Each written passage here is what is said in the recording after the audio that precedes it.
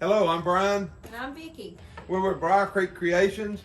We're going to try to do a little quick carve on what we call a, what's it called? Shelf bear. Shelf bear. You can sit on the shelf, got some signs and stuff.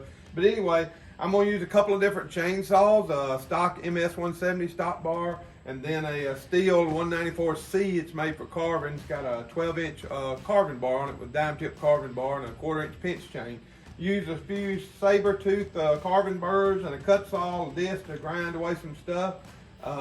Once I kind of get it where I want it, I'll turn it over to the finish department. And when the finish department gets it, try to bring it to life by painting the ears and the eyes, the nose and the mouth and the paws, and painting some signs to go with it. And I do that by using an Iwata airbrush and a Sparmax TC2000 air compressor and varieties of paints, and we have a shelf bear. Once she's done with the paint department, we'll put a good coat of like a Cabot timber oil on it and everything, and let it dry up, and it'll be ready for use. But I hope you enjoy the video. Give us a good comment. If you're a professional carver, no rude comments, all right? But we're going to have a good time with it, so get ready. We're about to release a monkey.